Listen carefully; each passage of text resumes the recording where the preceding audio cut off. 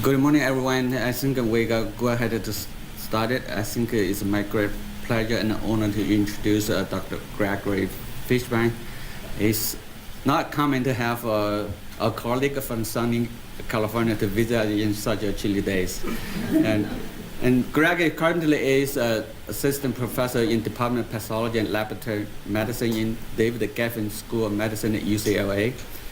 And I think he actually got a Bachelor of Arts degree in computer science from Sonoma College, and then he's become a software engineer in a telecommunication company, and has a family tradition of medicine. Then eventually he went to Cedars-Sinai Medical Center in Department of Cardiology, do programming and analysis on cardiac electrophysiology.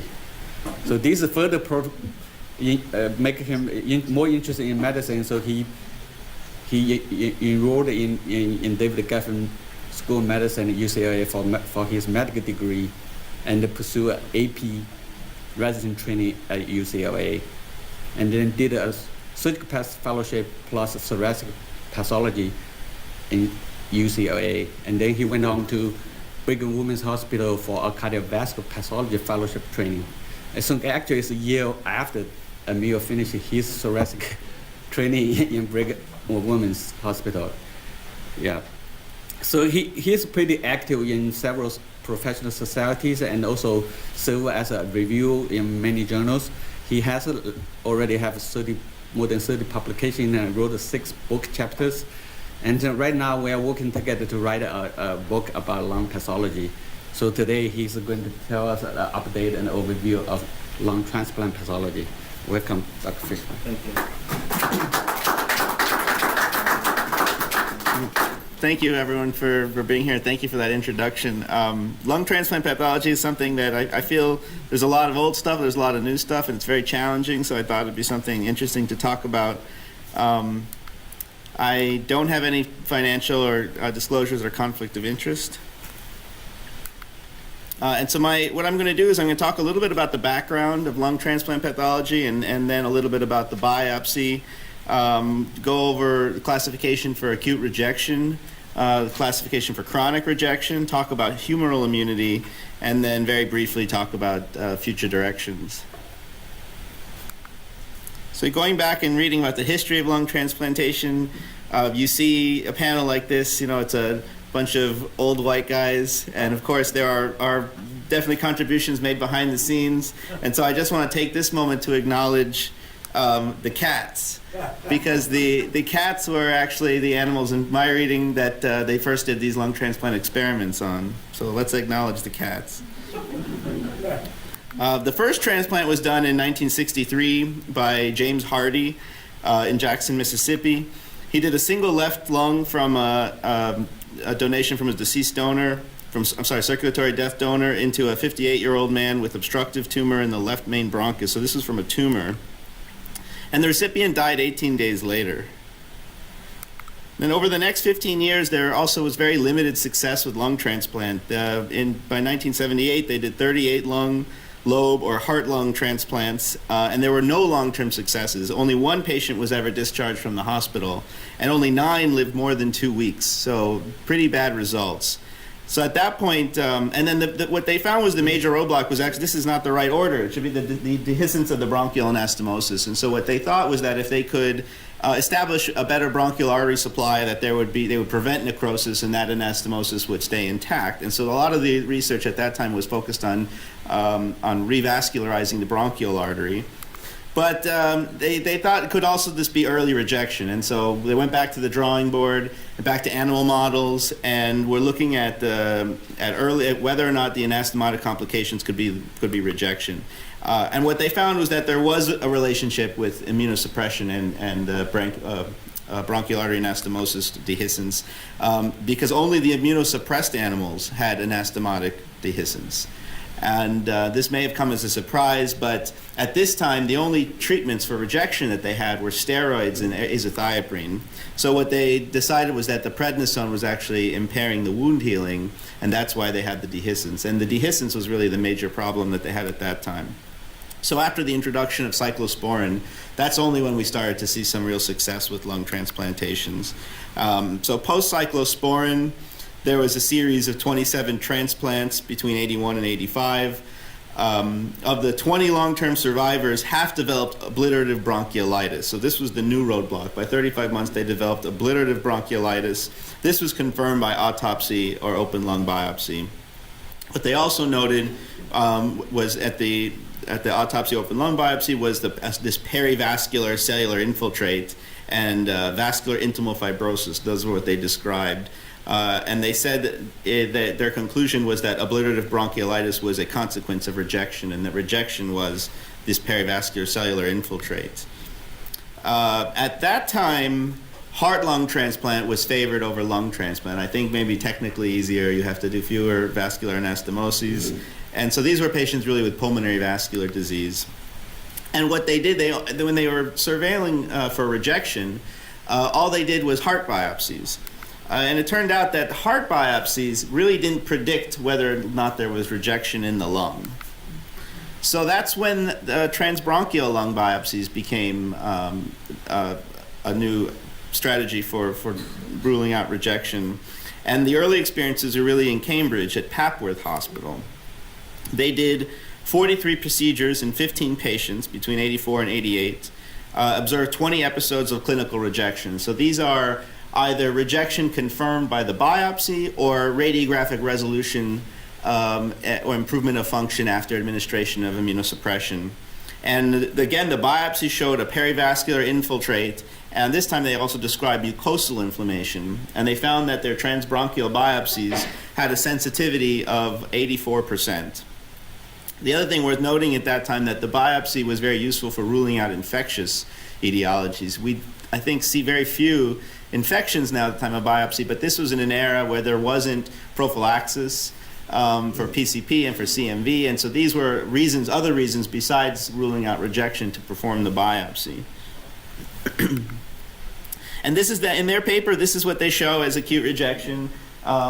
You can see that here's a little venule, and you have this perivascular infiltrate. They also commented on the mucosal inflammation. You can see here this sort of submucosal infiltrate. It's the papers I found. I went and actually got the journal. They were in black and white, so that's the reason why I don't have color here. But I'll have color in the rest of my presentation, I promise.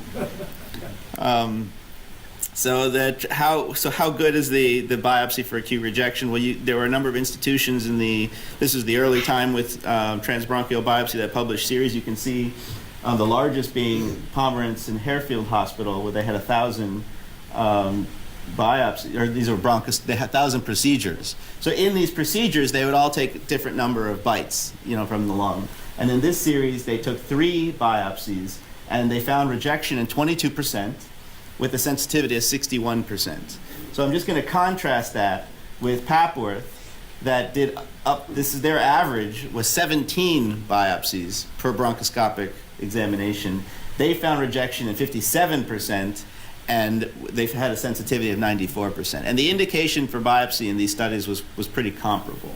So looking at this, you can see a trend that the effectiveness, the sensitivity of the biopsy really depends somewhat on the amount of sampling. And what they said this is from a follow-up paper from Papworth, they plotted this graph that they extrapolated from their data showing the probability of missing acute rejection. And so you can see that if you never biopsy, you're going to miss it 100% of the time, right? No one's going to argue with that. But what they found was that and this is number of biopsies, not number of pieces with, alveoli, not adequate biopsies. But it's not until you do about 12 biopsies that you get, you really have something reasonable, in this case, only a 10% chance of missing rejection. So not everybody believes these data, but this was from the literature, and this is the best I could find. So I'll talk a little bit about why that is in a second, but just to summarize the current recommendations, that right now we recommend at least 5 well-expanded pieces of alveolated lung parenchyma in each biopsy. And the fact is, and this is what I'm going to focus on next, is that it may require more than 5 biopsies because they don't always get good tissue. And this is actually one of the problems I have at UCLA, is that I don't think we get a lot of adequate biopsies. I don't know. Are there any pulmonologists in the room? All right, good. All right.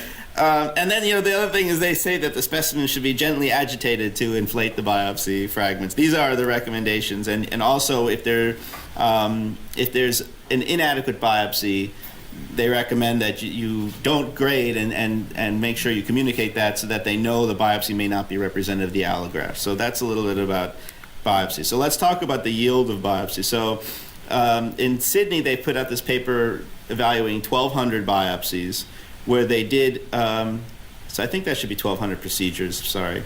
They did 10 to 12 biopsies per procedure. And with 10 to 12 biopsies, they've got an average of 6 fragments of alveolated parenchyma. So, a lot of the time when I have a problem, the pulmonologist says, yeah, but I got 5 pieces. It's like, yeah, you got 5 pieces, but there aren't 5 pieces of parenchyma. And in this case, by doing 10 to 12, they had at least 5 fragments in 98%. And 5 was that cutoff that was created by the pathologist, actually, of what should be adequate. Their complication rate was 6%, and 4% was bleeding. And that's what most people are concerned about, the risk of bleeding doing these procedures. So I tried to explain, why when you do 5 biopsies, you don't get 5 good pieces. So what's in a piece? Well, you get airway wall. These are transbronchial biopsies. They're coming from inside the airway, so you get a lot of big airway wall. You get things like this that are probably airway wall. You get a lot of these really nice, well-formed pieces of just sloughed epithelium. And then you get a lot of this too, junk. You get just fibrin, and they're mucking around in there. You get all sorts of stuff. So this is what I tell them when they ask what they got then. So back to just a summary about the biopsy. At least 5 fragments of alveolated lung parenchyma are recommended. And you can see that there are data to support that if you have an inadequate biopsy, you're not going to get a good representation of rejection. And frequently more than 5 biopsies are necessary to provide 5 good fragments. The other thing is that we haven't talked about small bronchioles that are needed for evaluation of airway inflammation and fibrosis, and that's something that is hard to get with a transbronchial biopsy. All right, so I wanted to talk about cryobiopsy because cryobiopsy is the new thing. Cryoprobes are not new, actually. They've been used for over 40 years, initially for debulking of endobronchial lesions. But very lately, I don't know if you are getting cryobiopsies now, but it's a very fashionable alternative to transbronchial biopsy and surgical wedge biopsies for the diagnosis of interstitial lung disease and also cancer. But what about cryobiopsy for transplant? So let me just talk a little bit about how it works.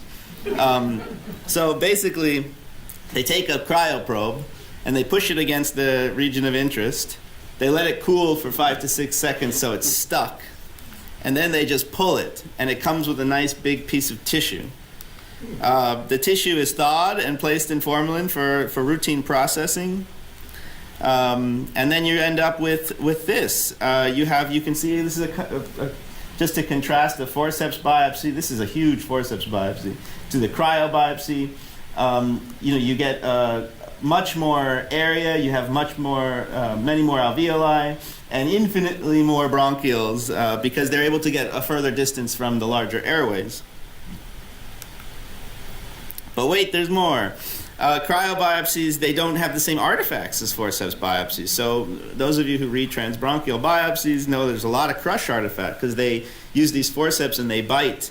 And then also there's a lot of hemorrhage. So here's an example of a forceps crush artifact, and you get something like this. It looks like inflammatory cells, but you really don't know where that is. Very difficult.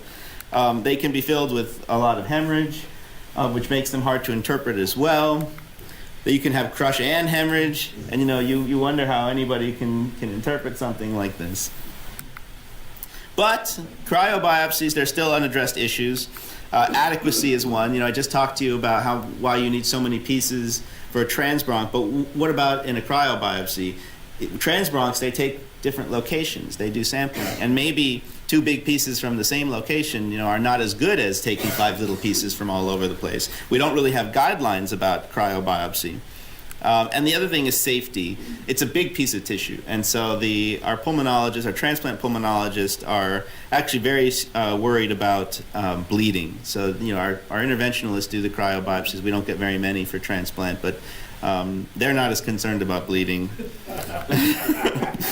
But we do have data on this. So I've heard a lot of people say, well, there are no data. There are data, and so I'm going to show you data now. So this was the first series where they did in 21 bronchoscopies. So these are the same patients. They did cryobiopsy and forceps biopsy. And they took 5 cryobiopsies and 10 forceps biopsies. And you can see that they had a much larger area in the cryobiopsies. And then you can see also that they had a lot more alveolated tissue. The bleeding, in this case, they actually had no significant bleeding. And they had 1 pneumothorax, and this was the same group, so 1 pneumothorax. This is another study where now these were in separate patients. They took 2 cryobiopsies from one set, 7 forceps biopsies in the other set.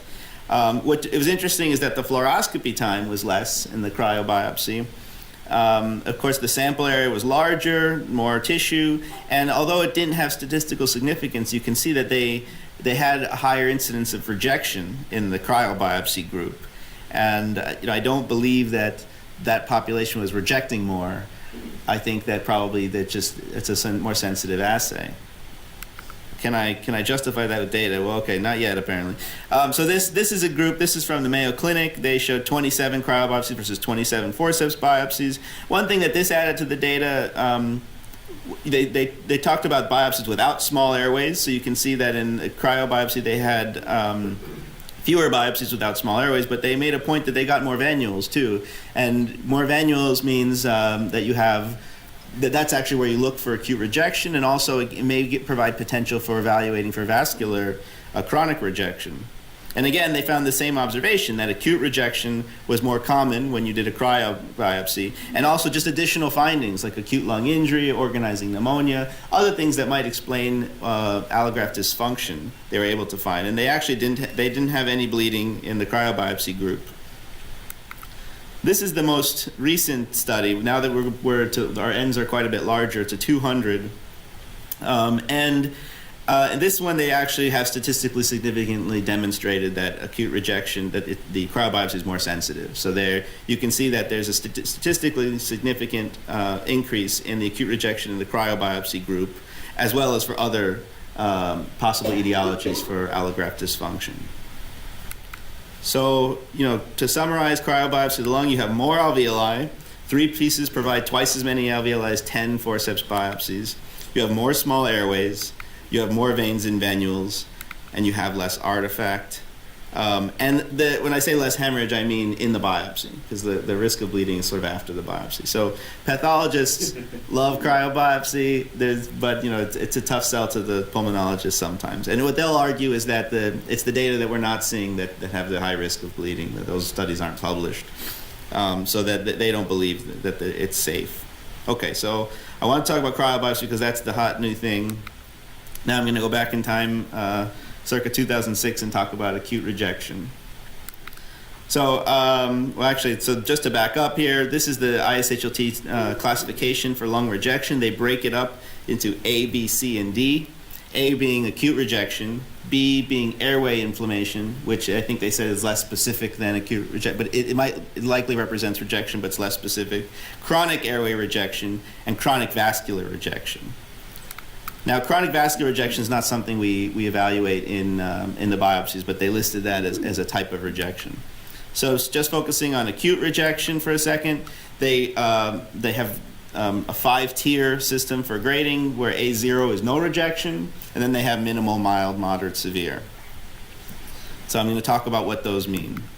So A0, ISHLT grade A0 means normal pulmonary parenchyma.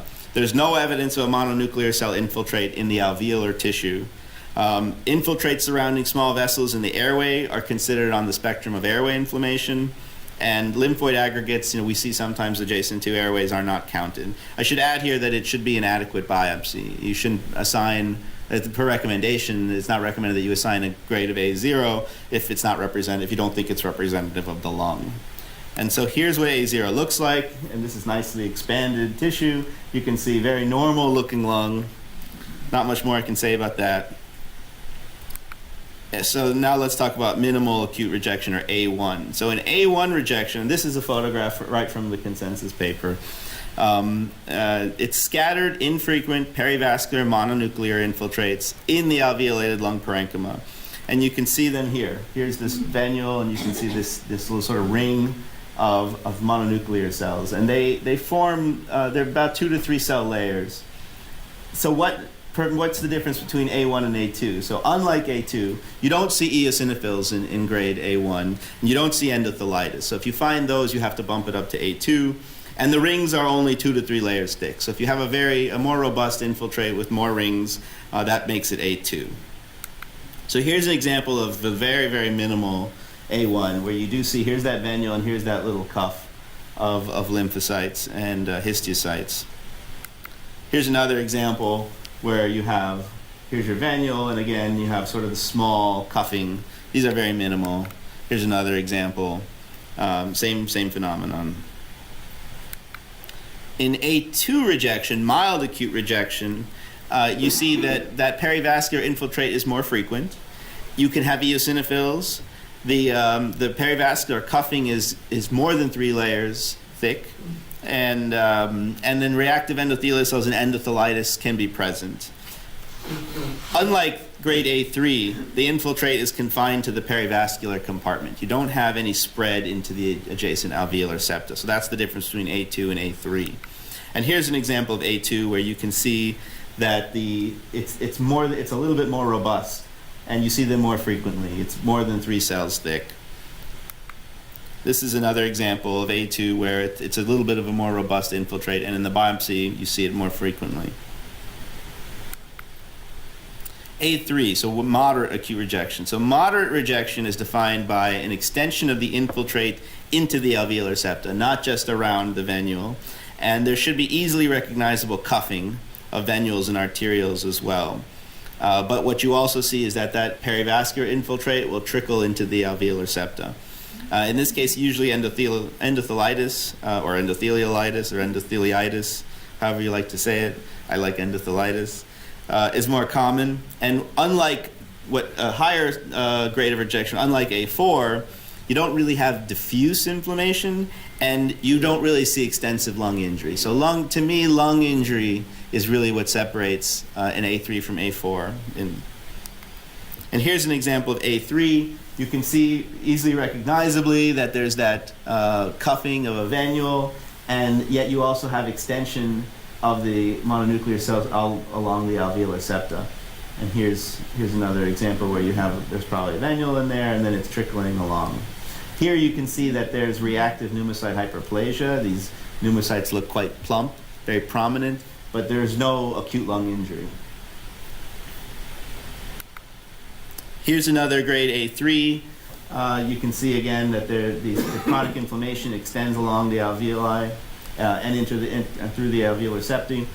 And you can look at, if you see this larger artery, you can see that there's actually endothelitis. You have these lymphocytes right underneath the endothelium.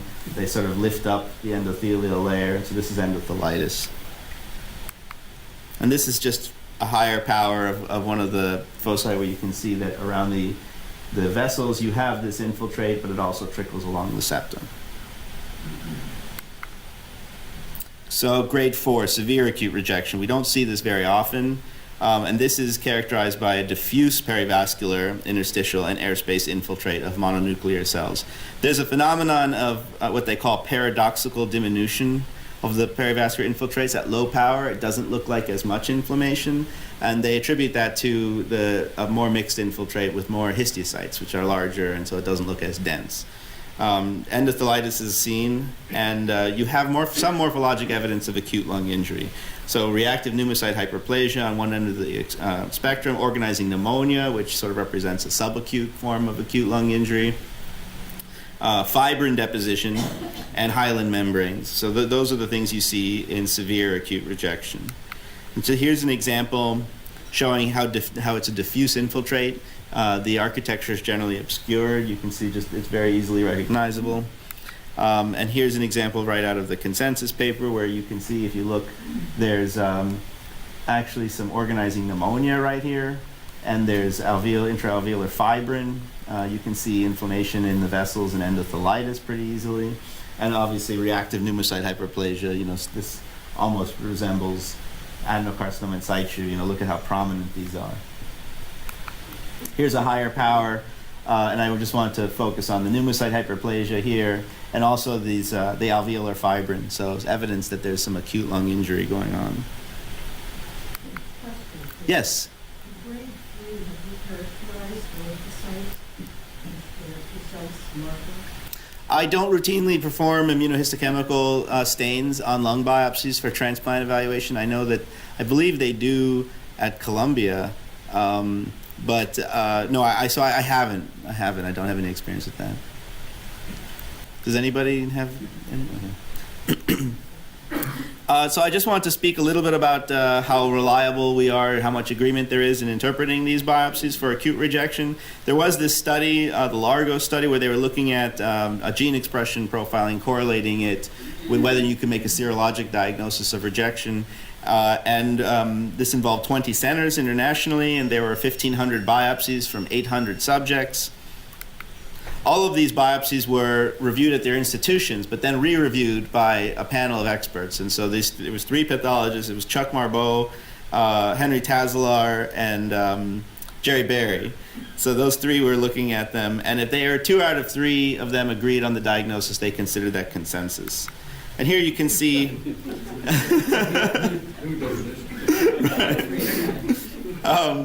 So here you can see, these are just the consensus ones, that 35% of the biopsies were reclassified as AX. So they felt that people were grading inadequate biopsies. Excluding the AX, the inter-observer kappa was 0.4, which is pretty poor. And you can see the distribution here, that half the time they couldn't even agree on A0. And half the time they couldn't even agree on an mark A2, because in a lot of centers, that's the threshold for treatment. In my center, it depends on the pulmonologist. A lot of people, there's an argument to be made that you shouldn't be treating A1, but not everybody believes that. But if you consider A2 to be sort of the most significant threshold, even half the time they couldn't agree on that. So so don't feel bad if you don't agree with your attending. Nobody agrees. Okay, so that's acute rejection. So now let's talk about small airway inflammation, or lymphocytic bronchiolitis. This classification has been revised. It's been simplified. So essentially, there's low grade or high grade, and of course, you have to have a small airway in your biopsy. So if a small airway is not present, you call it BX, ungradable. One of the things that they distinguish is small airway versus large airway. The B grades refer to lymphocytic bronchiolitis, small airway. And very specifically in the consensus paper, it's stated to exclude large or cartilaginous airways. And what they state is that the differential diagnosis for large airway inflammation includes, it's more likely infection than rejection. I think Sam Yusum has a paper where he argues that. But there also can be rejection, and also aspiration is a cause of large airway inflammation. So what is a B0? A B0 is where you have a small airway, and there's no inflammation. So, of course, like I said, cartilage-containing airways are excluded, and there's no evidence of bronchiolar inflammation. So here's a B0. This is, sometimes we see them unraveled like this, but you can see what you're really looking for is inflammation in this subepithelial compartment, and there really isn't much there. And so this is a B0. Here's another B0. You can see that along, you don't really see any inflammation here. Okay, so low grade, B1R. So this, if anybody is familiar with the old classification, there was a B1 and a B2. These all get lumped into low grade, or B1R. And in these cases, you see a mononuclear cell infiltrate within the submucosa of the bronchioles. It can be infrequent and just scattered, or it can be circumferential. And you often see some eosinophils, but not very many. You don't see intraepithelial lymphocytes. So that's one of the big things to distinguish B1R from B2R. No intraepithelial lymphocytes, and you shouldn't really see epithelial injury. So those are the 2 things that if you see, you should think about bumping it up to high grade. So here's your low grade, your B1R, and in this case you can see that there is this submucosal infiltrate. It's rather circumferential in this case. Here's another example where, here's your muscle, and what you're looking for is this infiltrate in between the muscle and the epithelium. So this I would consider, and this is a little more focal, I would consider this B1R. What about this? This is BX, because this is a cartilage-containing airway. So you don't call this B1R, and the reason is that this apparently is more likely reflects infection than rejection, but can still represent rejection. It's just not as specific. So I mention this in my reports, but I don't call it a B1R. What about high grade? High grade is very rare in my practice. I actually just made a diagnosis, and I'm always a little surprised when I see it, because I think I've made one or maybe two diagnoses. I haven't been doing it very long, but that's just in my training. I never really saw it either. But it's a more robust submucosal infiltrate, and one of the distinctions is that you have intraepithelial inflammation. You have more eosinophils, and you may see neutrophils.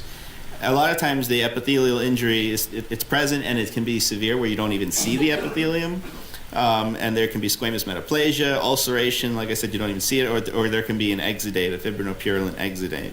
So here's a picture from the guidelines paper where you can see pretty clearly this intraepithelial infiltrate, and there's neutrophils in there. Also, it's starting to get a little squamoid. So there's evidence of epithelial injury.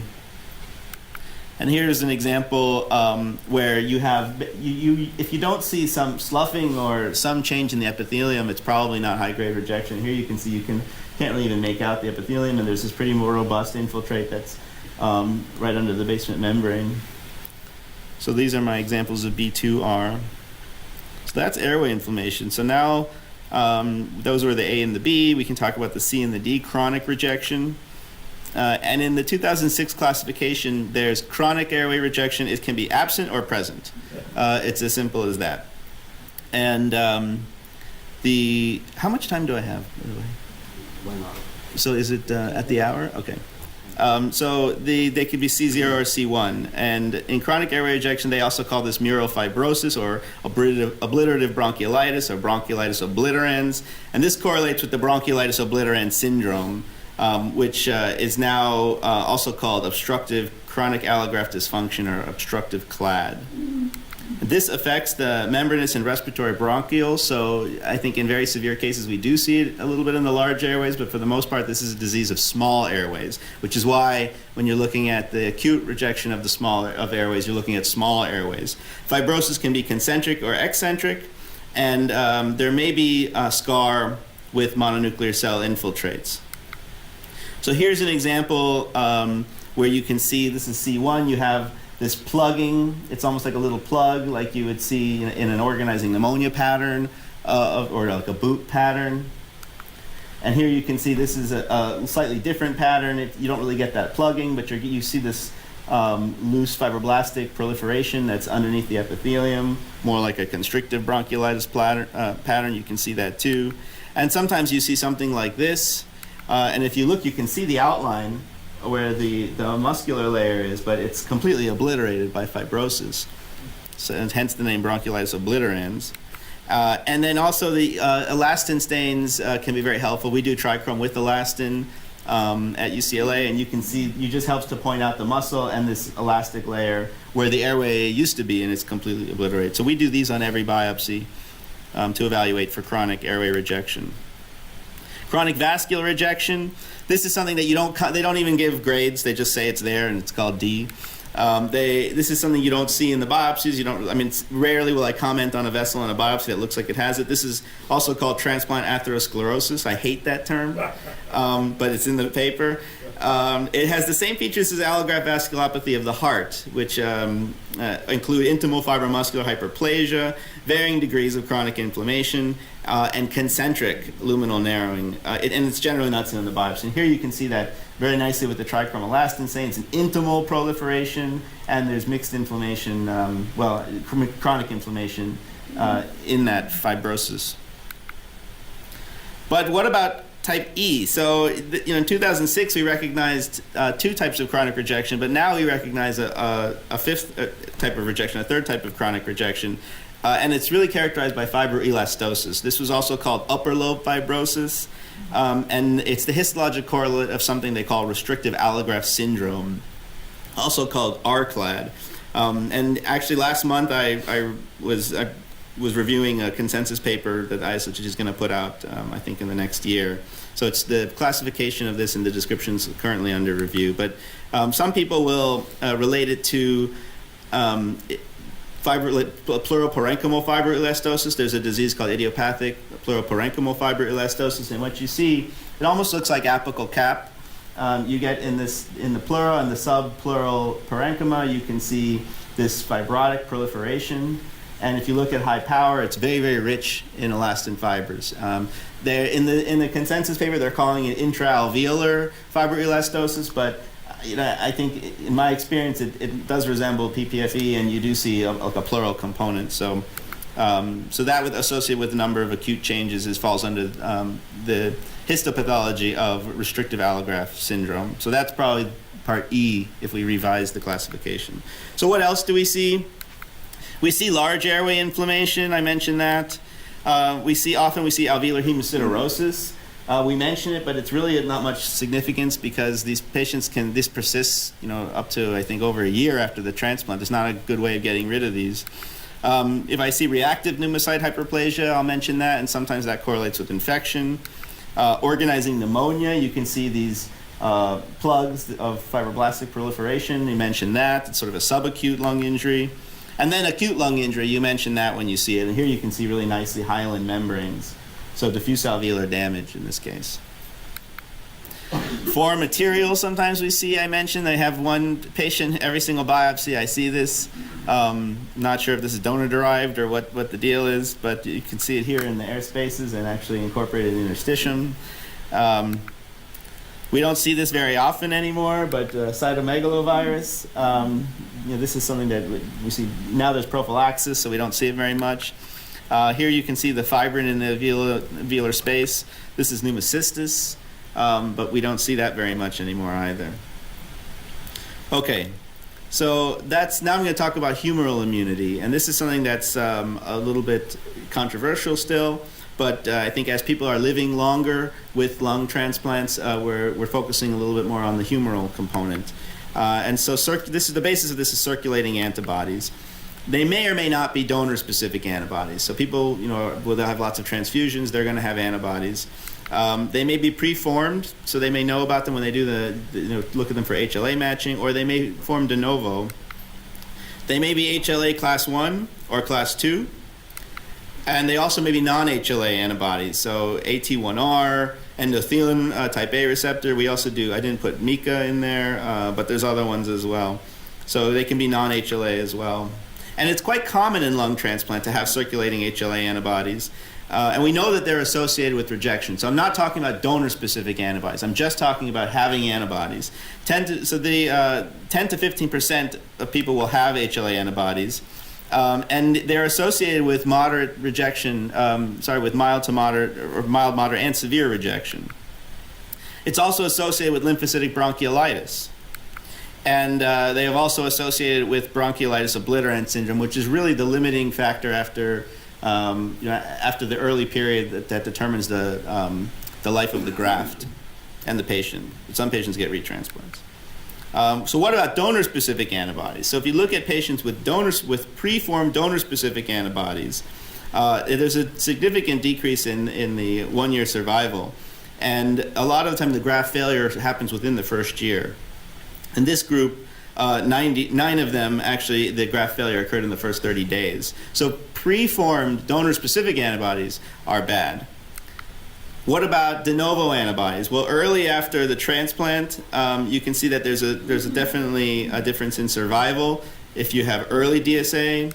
And in terms of long-term survival, there's also a higher incidence of bronchiolitis obliterans. This is actually freedom from death, and you can see that the group with donor-specific antibodies has much higher mortality.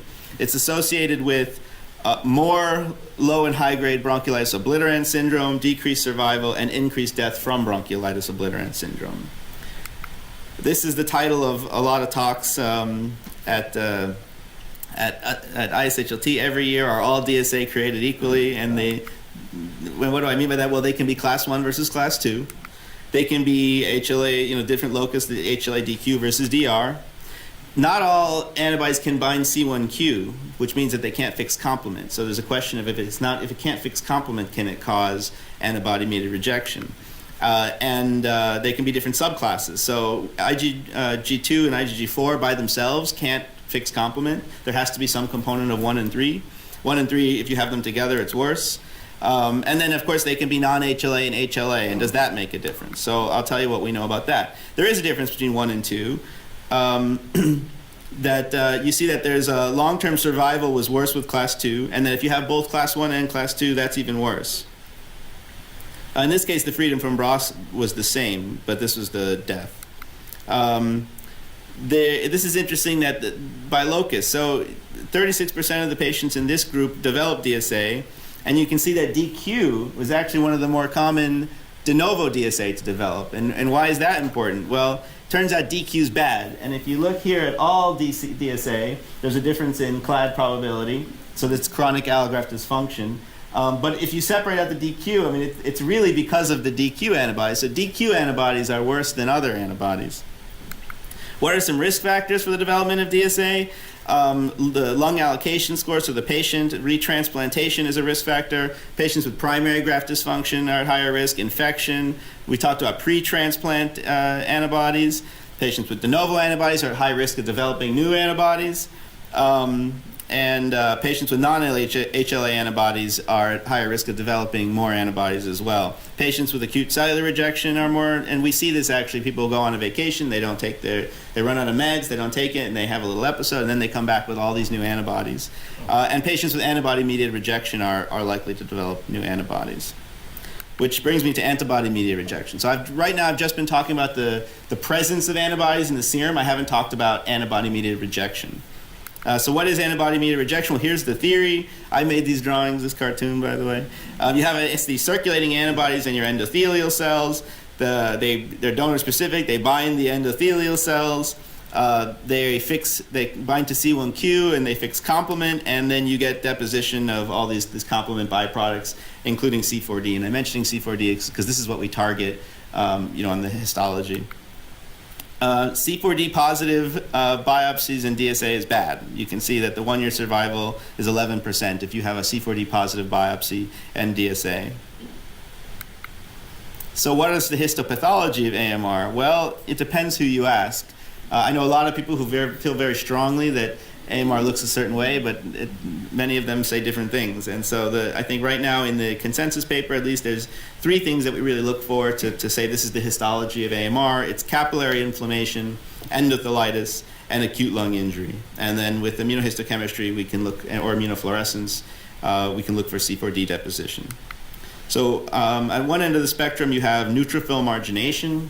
So this is the presence of basically neutrophils, or sometimes people call it capillary neutrophilia, just the presence of neutrophils circulating.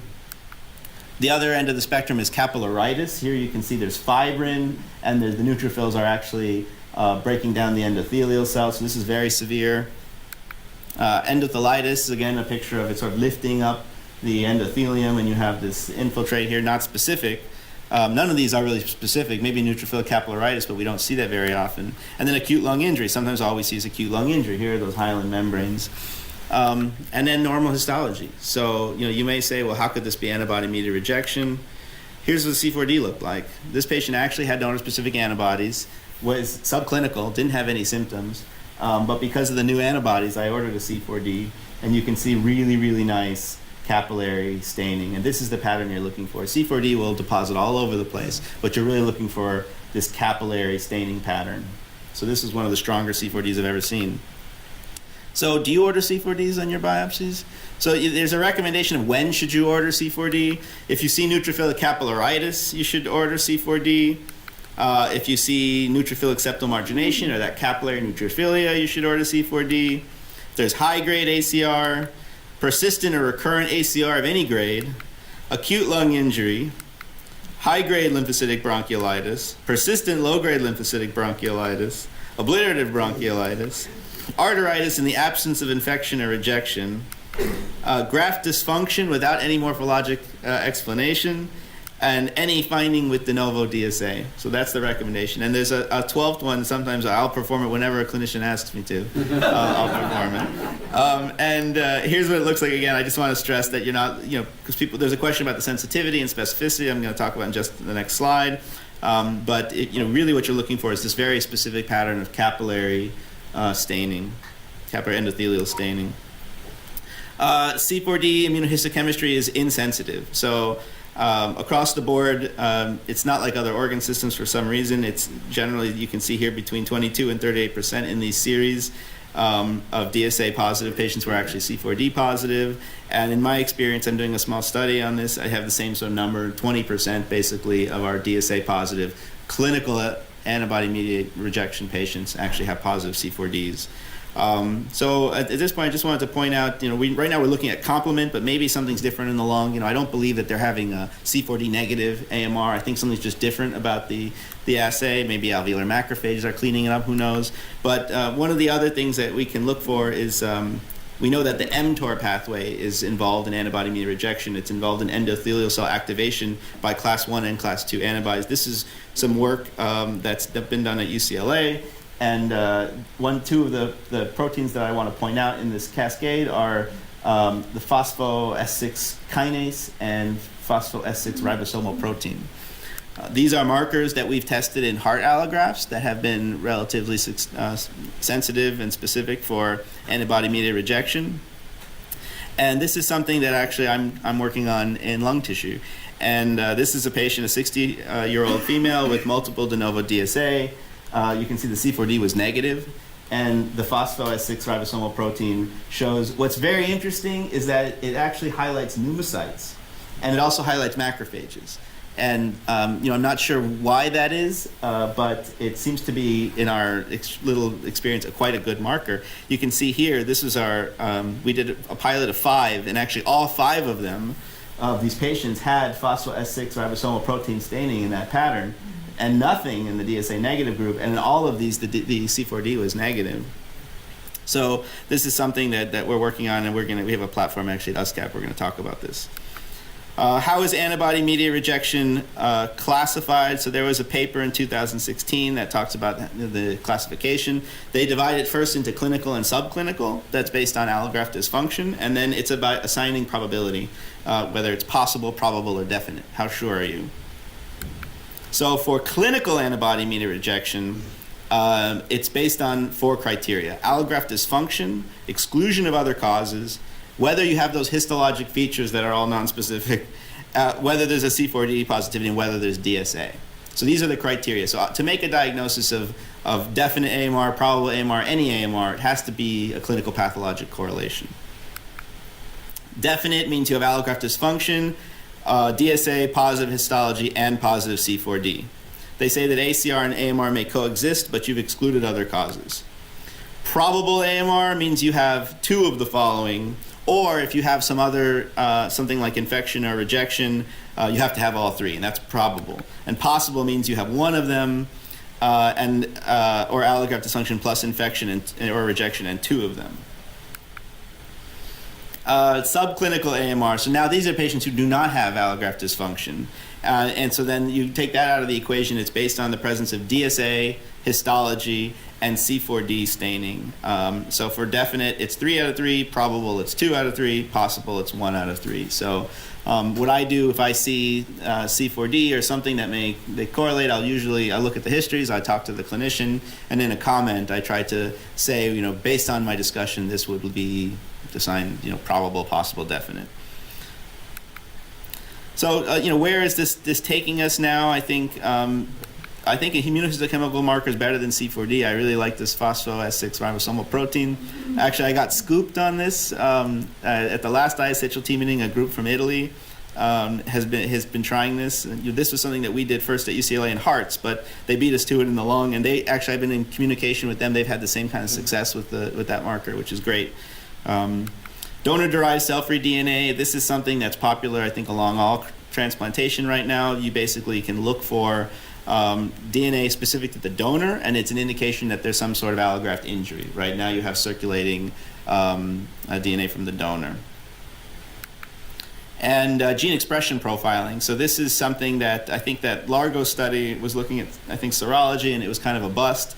But in other organ systems and in the lung, they're looking at whether you can take a biopsy and do gene expression profiling and decide whether or not there's rejection.